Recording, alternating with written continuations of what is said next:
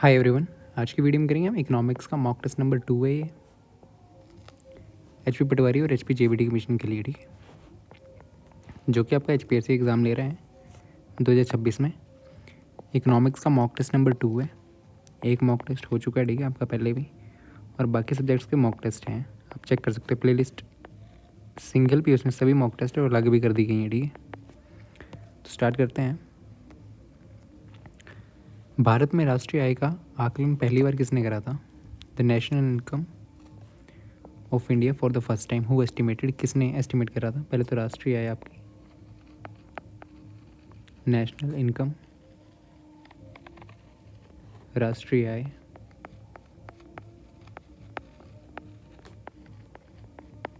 अभी प्रेजेंट में इसको नापता कौन है, ठीक है।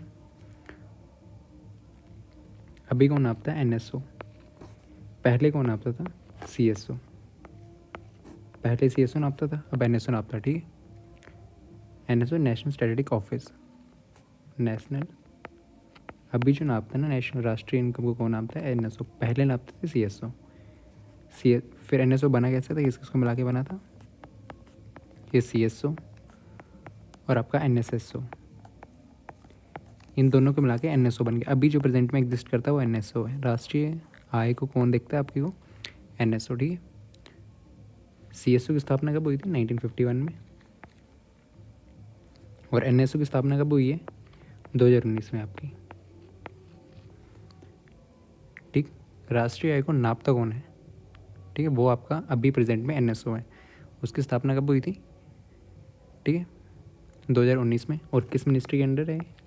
मॉस्पी। और पहली बार राष्ट्रीय इनकम का आपका आकलन जो करा था ना, वो दादा भाई नौरोजी ने करा था, ठीक है। दादा भाई नौरोजी, ओके।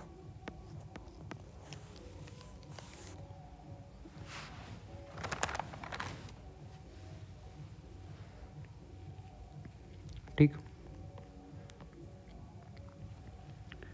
नेक्स्ट क्वेश्चन है, एक वर्ष की कीमतों का उपयोग वास्तविक सकल घरेलू रूप, ठीक है, the years whose prices are used to calculate the real gross domestic product, आपकी जीडीपी होती है, ग्रॉस डोमेस्टिक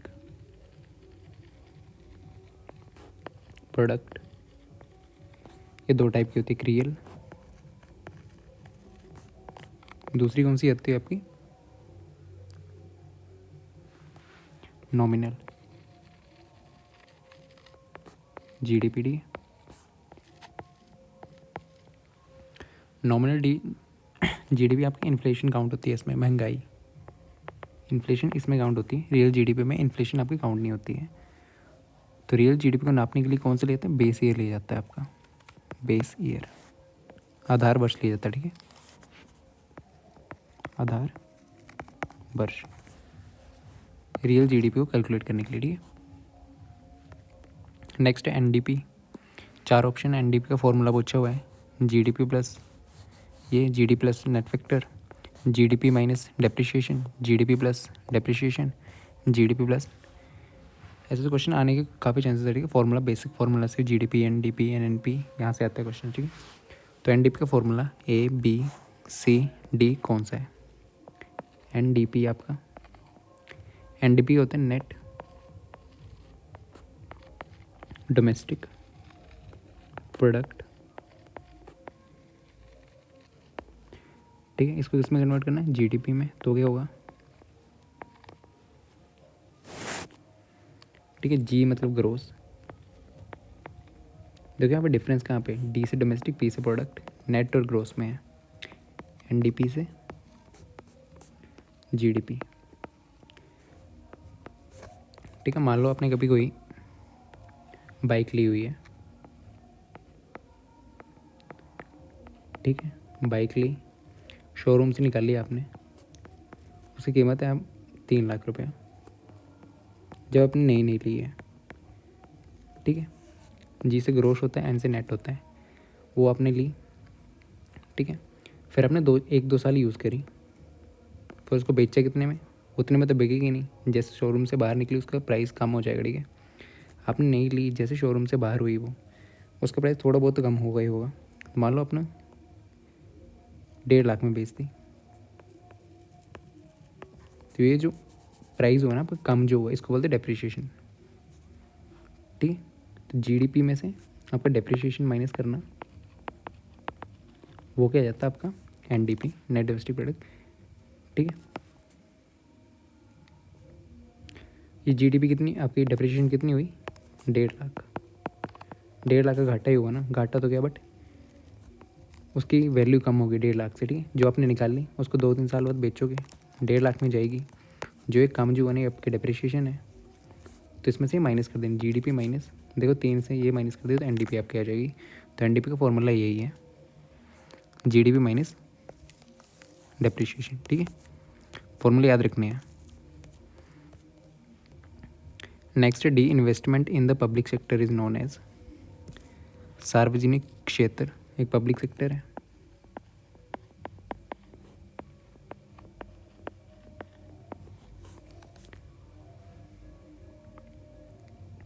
ठीक है, पब्लिक सेक्टर में डी इन्वेस्टमेंट क्या होती है, मान लो एक कोई शेयर है किसी कंपनी है, उसमें 80% शेयर जो है ना वो सरकार का है, गवर्नमेंट का है। गवर्नमेंट ने क्या किया, इसमें से 10% निकाल लिया, बचा कितना 70%। ठीक है, उन्होंने 10% निकाल लिया, बाहर कर लिया, 70% कंपनी में रहने दिए शेयर। किसी भी कंपनी में अगर किसी भी इंसान का शेयर जो है ना 50% से ज़्यादा होना तो कंपनी उसी के इस पे होती है। ठीक है, 70% पहले 80 था, किसी कारणवश 10% निकाल लिया, जो निकाल लिया उसको बोलते हैं क्या हम डी इन्वेस्टमेंट, बाहर निकाल लिया मतलब डी इन्वेस्टमेंट, ये जो है ना बाहर निकाल लिया। ठीक है, तो इसको बोलते हैं प्राइवेटाइजेशन। ओके,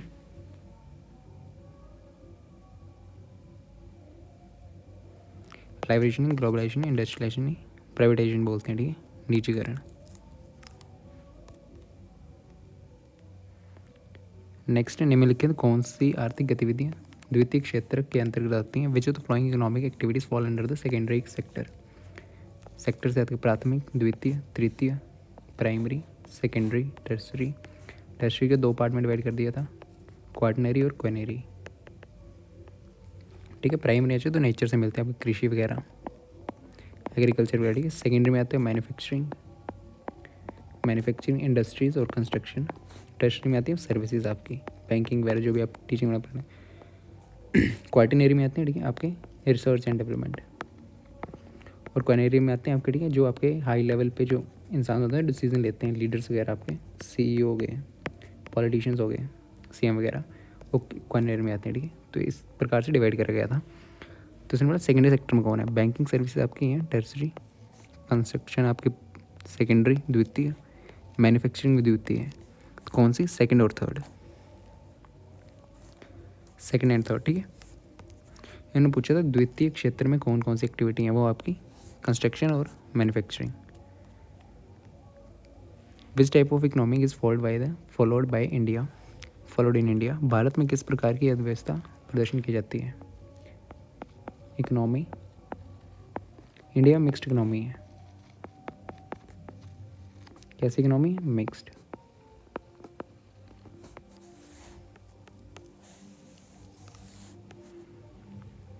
ठीक है, इंडिया कैसी इकोनॉमी है, मिक्स्ड इकोनॉमी है आपकी। नेक्स्ट है, भारतीय रिजर्व बैंक स्वतंत्रता से पहले 1934 में बनाया गया था। आरबीआई ने कहा कब बनाया गया था, 1934 में। ठीक है, एक केंद्रीय बैंक बनाने की सिफारिश नामे के के द्वारा की गई थी। The Reserve Bank of India was established in before independence.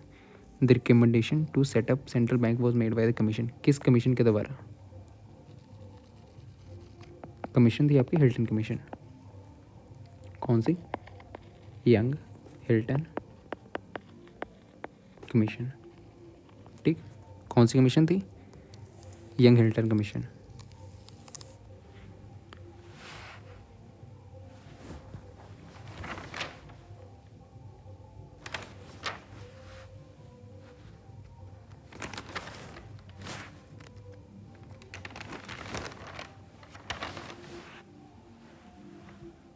ठीक है। आरबीआई को बनाने के लिए कौन सी कमीशन थी आपकी? Young Elder commission. आपको कोठारी कमीशन ये किस चीज़ के लिए थी? एजुकेशन रिफॉर्म के लिए। यहाँ से क्वेश्चन आता है, एजुकेशन रिफॉर्म के लिए कौन सी थी? आपकी कटोरी कमीशन। नरसिम्हा कमीशन किसके लिए थी आपकी? बैंकिंग सेक्टर रिफॉर्म के लिए। बैंकिंग सेक्टर रिफॉर्म के लिए, ठीक है। और ये थी आरबीआई के लिए। कमेटीज पूछ ली जाती हैं। When was the Reserve Bank of India nationalised? भारतीय रिजर्व बैंक का, RBI, reserve Bank of India, headquarter Mumbai में, ठीक है। हेडक्वार्टर मुंबई में है। इस्टेब्लिश कब हुआ था? 1935 में, ठीक। तब हेडक्वार्टर कहाँ थे? कोलकाता में। अब कहाँ है? प्रेजेंट में हेडक्वार्टर कहाँ है आपके? मुंबई में। नेशनलाइज कब हुआ था? राष्ट्रीयकरण कब हुआ था? 1949, 1 जनवरी, ठीक। पहले हेडक्वार्टर थे कोलकाता में, अब मुंबई में है, ठीक है। किस आयोग के ध्यान अभी देखा? यंग हिल्टन कमेटी के द्वारा। यंग, और एक्ट कौन सा था? 1934 का एक्ट था, ठीक है। कब हुआ था? 1 मार्च 1949 नहीं, 1 जनवरी 1949, ठीक है। नेशनलाइजेशन हुई थी।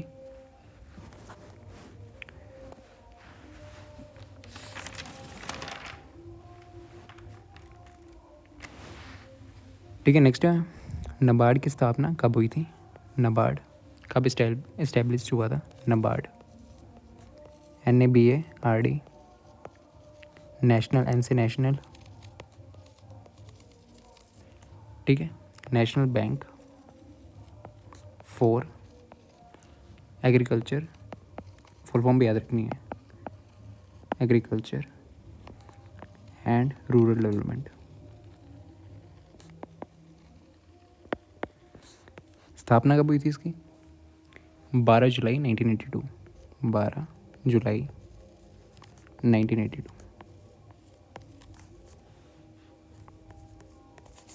ठीक। Next was the father of economics. Economics का फादर किसे कहा जाता है?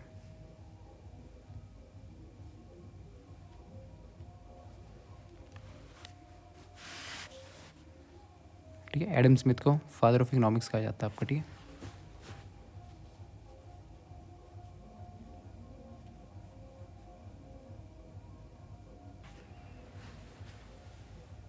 फादर ऑफ इकोनॉमिक्स किसे जाता है?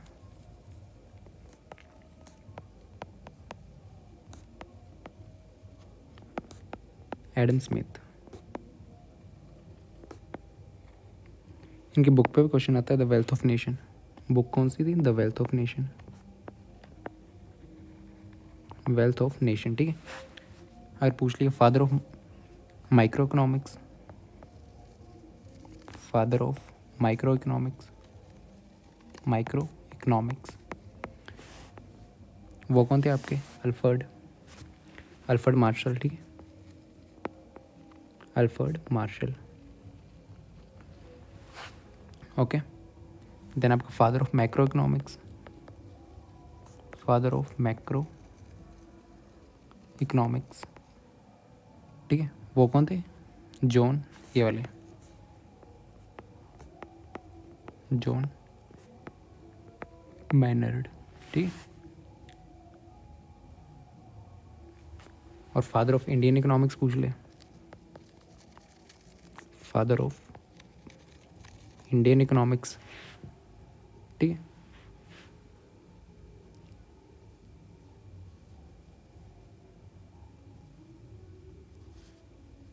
वो दादा भाई नौरोजी, दादा भाई नौरोजी, ठीक है। तो इसका आंसर है एडम स्मिथ। दियो एडम स्मिथ आंसर है। The Wealth of Nation book का नाम है, ठीक है इनका।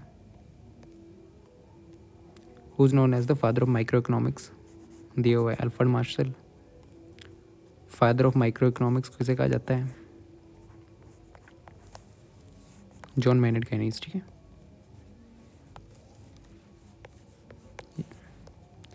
Next who is the father of Indian economics? Dadabhai Naoroji जी, ठीक है।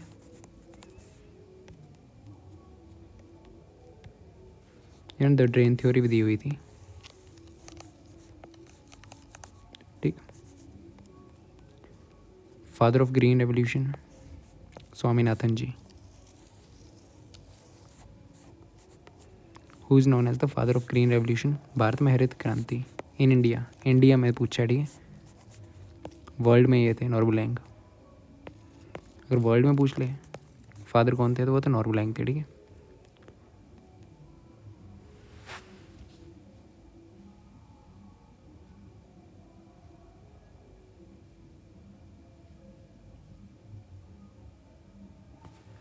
नेक्स्ट है एनएसओ स्टैंड फॉर। अभी भी देखा एनएसओ क्या करती है? आपकी नेशनल इनकम मेजर करती है।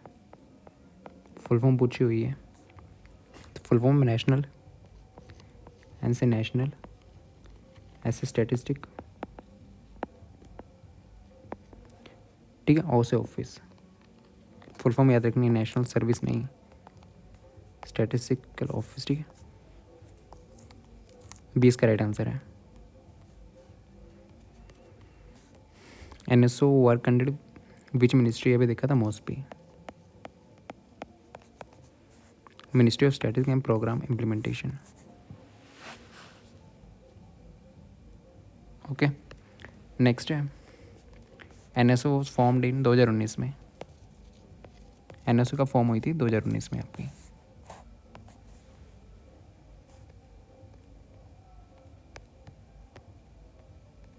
किस किस को मिला के? सीएसओ और एनएसएसओ को मिला के, ठीक है। मर्जिंग टू ऑर्गेनाइजेशन, कौन कौन सी ऑर्गेनाइजेशन को मिला के बनी थी एनएसओ आपकी? अभी ऊपर ही देखा, ठीक है। सीएसओ, पहले सीएसओ थी, फिर ये इनको मिला के एनएसओ बना दिया। अभी प्रेजेंट में ये है सीएसओ एनएसएसओ, ठीक है। इन दोनों को मिला के बनी थी। CSO central static office, national sample survey office, ठीक है। फुल फॉर्म से इन दोनों को भी याद रखनी है। Which of the flowing data is released by the NSO? निम्नलिखित कौन सा डाटा एनएसओ जारी करती है? GDP estimates, consumer price index, national income data, तीनों के तीनों, ठीक।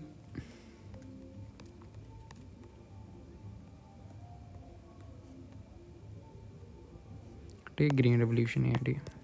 थैंक यू, इतना ही था।